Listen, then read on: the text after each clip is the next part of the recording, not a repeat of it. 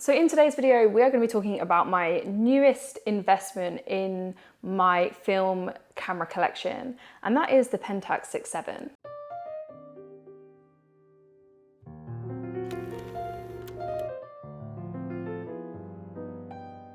So I've had this camera for a few months now, and I've held off making a review as of yet because I really wanted to just get used to it, shoot a little bit more with it, shoot a few rolls of film with it before I made a video about my first impressions. My initial attraction to the Pentax 6.7 was the fact that you hold it and use it so much more like an SLR. I love my Mamiya RZ6.7, I love the waist level viewfinder, I love the format, and I have grown to really enjoy shooting in that way. But there is something about the ergonomics of shooting with like an SLR that feels a lot more natural, especially when you are trying to shoot candid stuff or movement. So the lens on here is a 105mm.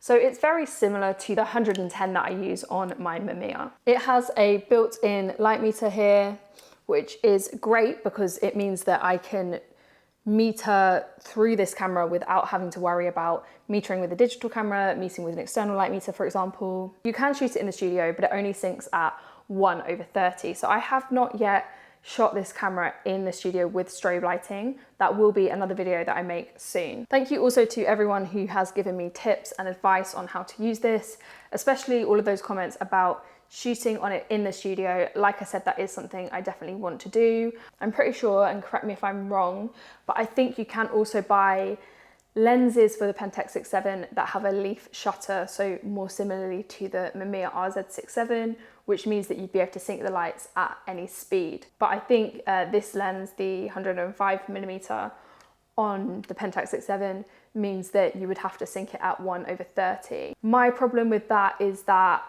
1/30 might allow a little bit too much ambient light for what I would normally shoot. So I think I just need to experiment with that and see how I get on with it. There's also no hot shoe, so I would have to sync it up with a PC cable, which is no problem. I have some of those from my other RZ6.7 and my RB6.7. The other RZ6.7 doesn't have a working hot shoe, so I do have some of those to hand somewhere anyway. One thing about this camera though is that it is very heavy. So the Mamiyas are really heavy cameras, don't get me wrong.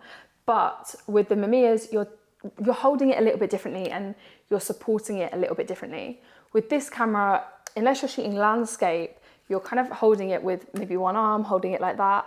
It can get really heavy on this arm, which is something that I haven't really gotten used to yet. Focusing is quite nice because you're holding it here just like an SLR, so you can support the weight of the camera by holding the lens. I'm actually going to put on screen some photos that I shot on this camera and some photos that I shot with the Mamiya RZ6.7 and an 110mm lens from the same shoot, so you can kind of compare the images. The only difference is that I had Kodak Portra 160 in the Pentax 6.7 and I had Kodak Portra 400 in the Mamiya RZ6.7 on this shoot. I have noticed that shooting at slower shutter speeds is harder for me on this camera than it is with the Mamiya RZ6.7, and I think that is more to do with the fact that I'm not holding it as steadily. So like I said before, the way that I hold my Mamiya RZ6.7 tends to be with two hands, tends to be supporting it a lot more. With this camera, I'm a little bit shakier with it. I've also noticed that with my compositions, I'm leaving a lot more headroom